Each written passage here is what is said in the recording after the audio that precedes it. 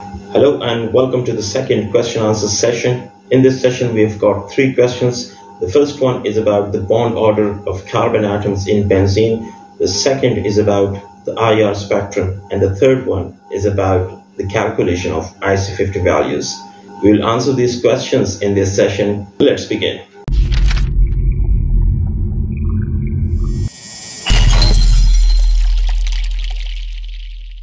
So the first question has been asked by Intikhab, and he's asking what is the bond order of each carbon in benzene.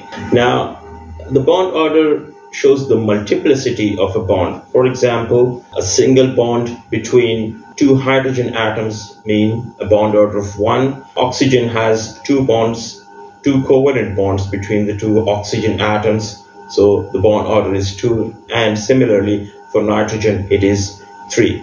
Now you have asked for the bond order of carbon atoms in benzene. We need to understand the structure of benzene first. So it has 6 carbon atoms, it has a planar structure, and all of the carbon atoms are sp2 hybridized, and there are 3 double bonds or 6 pi electrons in delocalization inside the ring. Now, the structure of benzene cannot be explained with one Lewis structure. In fact, we can draw different canonical forms for or different resonance forms for the structure of benzene. And you can see that a double bond in one structure is the single bond in another structure, and the single bond in one structure is the double bond in another structure. So there is no true single bond or no true double bond in benzene, which means that all the carbon atoms in benzene are similar. Each carbon is further attached to 2 carbon atoms and 1 hydrogen. Now, generally, we can define or we can calculate the bond order based on the molecular orbital theory as the number of electrons in the bonding molecular orbitals minus the number of electrons in the anti-bonding molecular orbitals divided by 2. So if you look at the molecular orbitals of benzene, it has 6 molecular orbitals, and these 6 molecular orbitals have been arranged in 4 different energy levels. The first 3 orbitals, the psi1, psi2 and psi3, these are the bonding molecular orbitals, and psi4, psi5 and psi6, these are the anti-bonding molecular orbitals. If you place the pi electrons in these 6 molecular orbitals starting from the lowest energy orbital, you will find that all the 6 electrons are placed in the bonding molecular orbitals. So a total of 6 electrons are there in the bonding molecular orbitals. No electron is present in the anti-bonding molecular orbitals. So if you put these numbers in the formula, it becomes 6 minus 0 divided by 2, that is equal to 3, which means that for the whole benzene molecule, it is 3. And if you divide this over all the carbon atoms, each carbon gets 0.5. So the pi electron density or the pi bond order for that reason would be 0.5 for each carbon atom. And each carbon atom is connected to another carbon through a sigma bond. And those 2 electrons, they are localized, and the bond order for the sigma bond is 1. So if you calculate the bond order for a carbon-carbon bond, it is not 1 and it's not 2. It's somewhere between 1 and 2. And from this calculation, it shows that it is 1.5.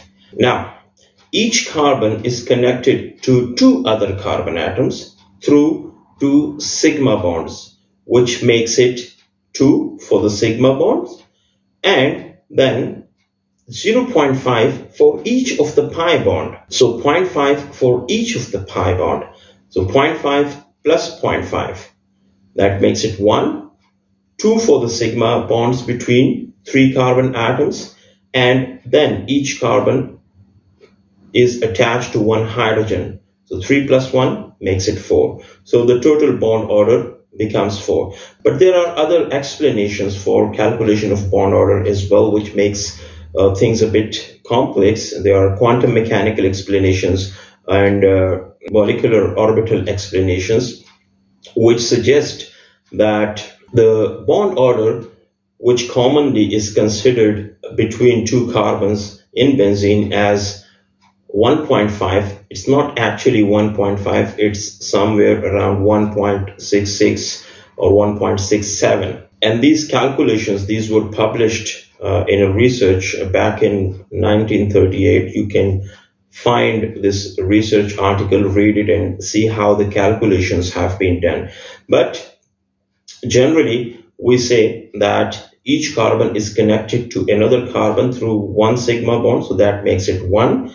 Then 0.5 for the double bond, because that's not a true double bond, so that makes it 1.5 between two carbons. And then there is another carbon attached to this central carbon, so 1.5 for that. And then we have a CH bond, that makes it 1, so a total of 4 for each carbon atom in benzene. I hope that answers your question. If you're still in doubt, you may please contact again. Thank you. The second question has been asked by Anwar Ali, and he asks about why we take transmittance on vertical axis in IR spectra and why the IR peaks are upside down. Now, the IR peaks, they are not upside down. It looks like that. But actually what happens is that the machine, the IR spectrophotometer, it is actually recording transmittance. And it is a custom that we plot the frequencies or the wave numbers against transmittance. You see, in the IR spectrophotometer, there are two beams, one passing through the sample, the other passing through the reference cell. When these two beams cross the cells, the machine subtracts the frequencies coming out of the sample cell, coming out of the reference cell, from the frequencies coming out of the sample cell. Now, the sample contains your compound. Some of the frequencies will be absorbed and others will be transmitted. So the machine, the detector, actually detects the transmitted light. And that is then the ratio of these two frequencies, or the light is then multiplied by 100. So we take it as percent transmittance. Now, in a region where the molecule is not absorbing any IR radiation, the transmittance is maximum, the absorbance is minimum. So the transmittance is close to 100% in the region where the molecule is not absorbing. But as soon as the molecule starts absorbing, or it absorbs a particular frequency or wave number of the IR radiation, we see a dip. And that shows a decrease in the transmittance, and which means ultimately an increase in the absorption. So the absorption actually is seen as a dip, and that is why we see them as inverted signals or inverted peaks. These are not peaks, actually dips, but by convention we call them as peaks or signals. So I hope your question is answered. If you still need some more explanation, please feel free to contact. And thank you so much for asking the question. The third question has been asked by Shima, and she asks how to determine IC50 values for DPPH assay and other assays, and how to plot graphs.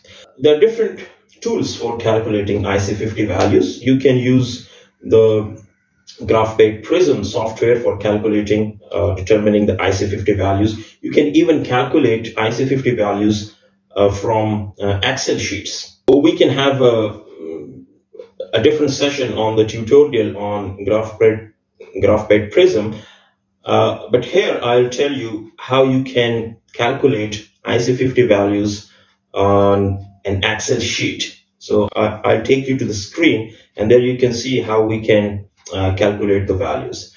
So let's go to the screen and see how we can calculate the IC50 values through an example. So here we are on our screen.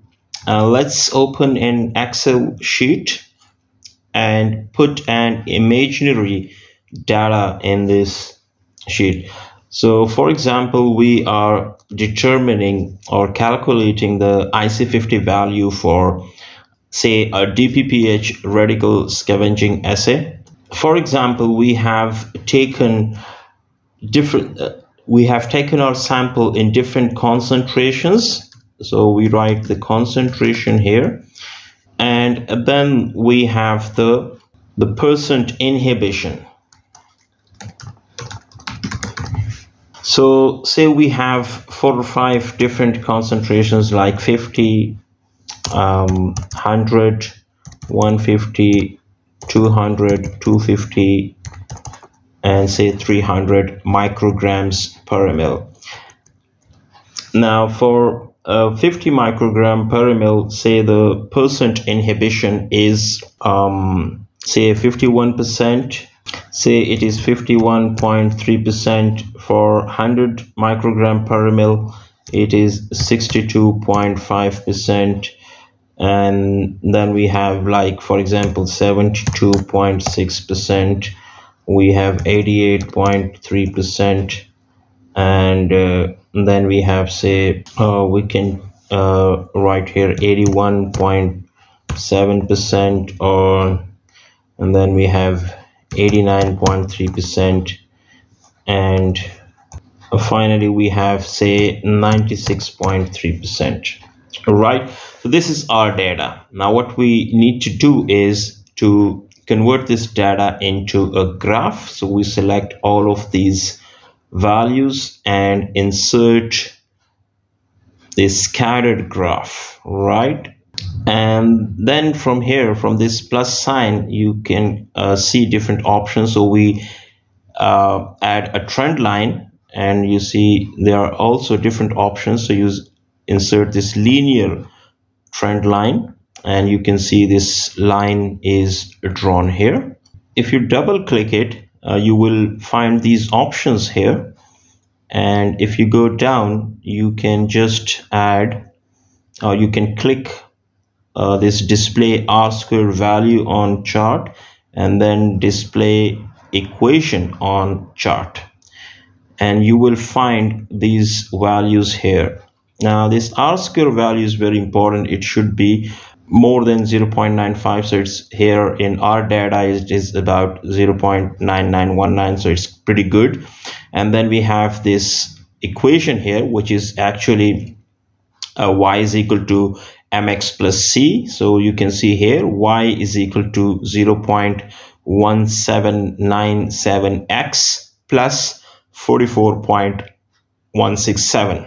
Now x is our IC50 value. We have to find the value of x, but we have another variable, that is y. So in place of y, we add, or we write 50.